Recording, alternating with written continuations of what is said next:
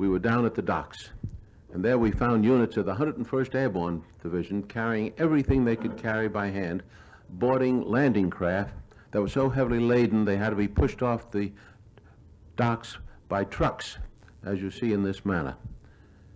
And these men were being taken out to larger craft and boarded for the invasion.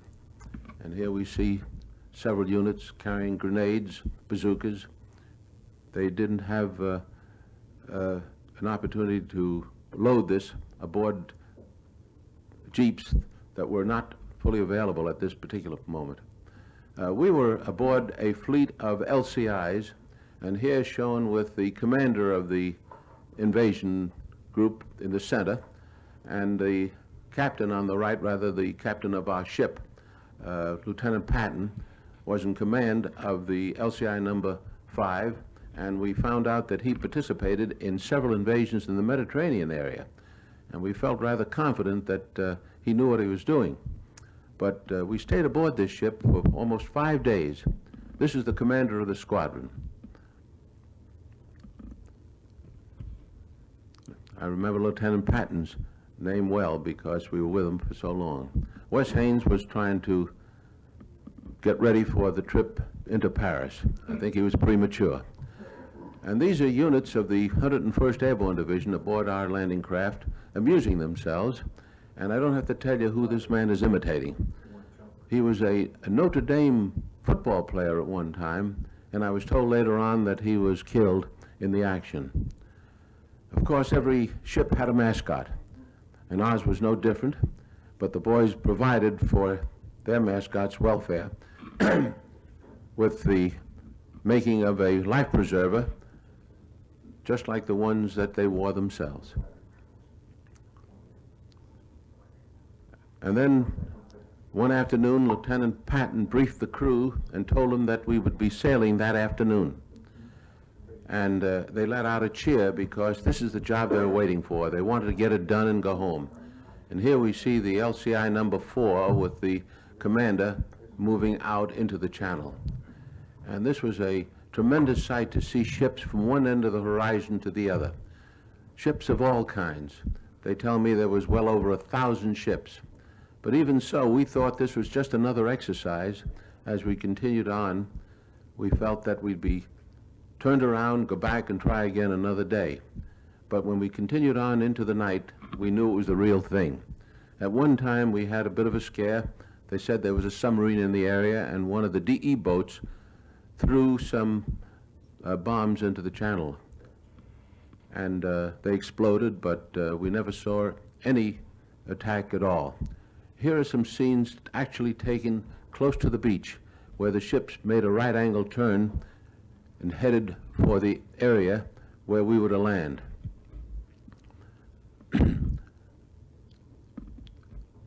That is a DE boat in the distance. And of course, we were on the alert for any kind of attack, even airplane attacks. Fortunately, our Air Force did their job well, and at no time did I know of a German attack, except after we had landed, 2 planes attempted to strafe the beach, and I happened to be in the area. Now, these are some scenes that I took with my camera that was reduced to 16 millimeter. This particular scene of these men going ashore was taken by an automatic camera aboard a British landing craft, and they were the first men to land. The reason it was taken by an automatic camera was because they wanted to have a record of what happened should the landing fail. At least they might have a record, if they were able to recover the film, of what happened and how to avoid it if they had to try another attack. But here are some scenes landing on the Utah beach, and this is the way we went ashore. This is, again, is at the British beach, but you notice the men didn't dash ashore after being aboard a landing craft for 5 solid days. They just walked slowly and cautiously, fearful of bombs and mines that were sown in the area. You notice they had their rifles wrapped in cellophane. But this is the way we had to go ashore. And I needn't tell you that a lot of the boys didn't make it. Here's one of the famous scenes taken from black and white film of 2 men being shot down right before your eyes. Here is Pete Carroll and Wes Haynes carrying our own equipment, and the ship is grounded on the beach. The section of the beach we were on was being attacked by enemy fire, and in the previous shot you could see a bomb actually land not too far from where we were. There it is again. And the bulldozers were trying to clear roads to let our jeeps and tanks move forward. And even though it was June, the area was quite cold, as it usually is in that part of Normandy. Of course, the men dug their foxholes a little deeper, and we had the good fortune of finding a concrete wall which helped serve as protection. But even now, we're taking some of our wounded back to the beach so they can be transferred back to England. But when the tide went out, the ships could not come in close, or those that went aground had to wait for tide to be refloated if they weren't hit. We stayed on the beach the first night and lived in a foxhole, and soon we showed some of the first prisoners taken in the area late the first day, who were captured close to the beach and were sent back to England because there was no room to keep them there. This is our first command post, where General Collins on the left is talking to some of his officers, and we were able to get some of the first hot food at this place, and I didn't realize how hungry I was until I saw these pictures. There's Larry LeSueur again, and Bob Landry on the right. Bob Landry was covering the war for Time and Life.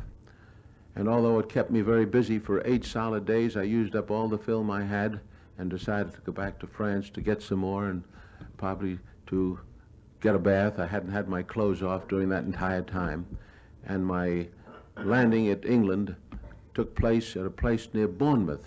It almost looks like the cliffs of Dover that everyone is familiar with, but it was a beautiful sight to see the coast of England and know that I could get some rest after a while. But didn't realize it at that time, but the buzz bombs would start coming over, and here we see some of them flying over the English coastline.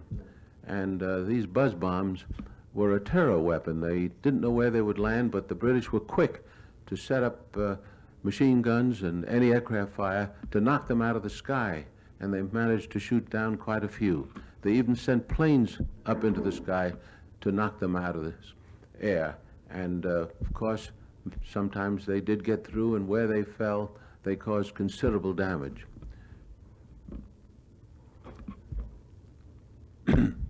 But you must have missed that pretty good shooting. There's one actually coming down, and it landed in the London area, and wherever they landed, they caused considerable damage. My second crossing of the Channel was made on an LST, and this time with units of the 3rd Armored Division that was sorely needed because they were bringing over more tanks and vehicles to carry us in the direction of Cherbourg, because we needed a port badly. The LST was manned by a British crew. That's the captain in the British uniform.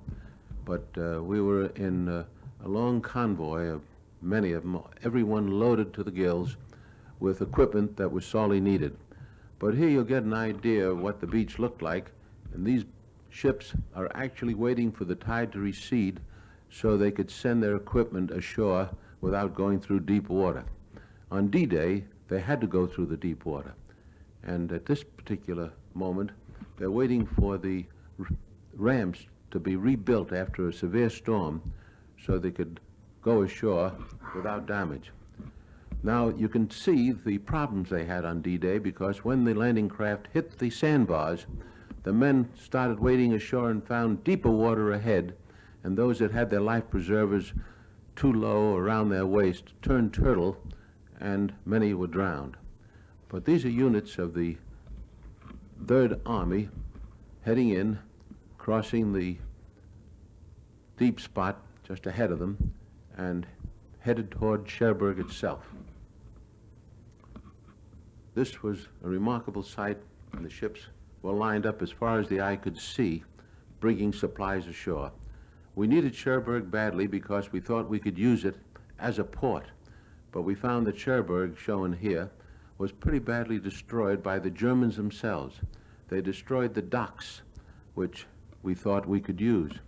And it took them, if I recall, almost 2 months before we could bring a ship in. They set up mines and destroyed the famous Cherbourg docks where the transatlantic liners used to land.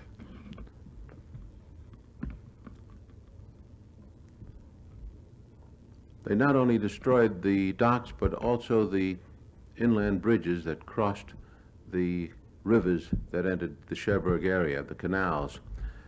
This is one of them was destroyed by the Germans. Soon the French people came back into the city and gave us a warm welcome. And soon we found the prisoners, and I think they took something like 16 or 18,000 men out of the Cherbourg area, and they're still holding their personal belongings, marching toward the beaches because they had to be transported to England and some eventually to the States to be held in prisoner of war camps. And even at this time, those that could talk to us or would talk to us said we'd be pushed back into the Channel in less than a week.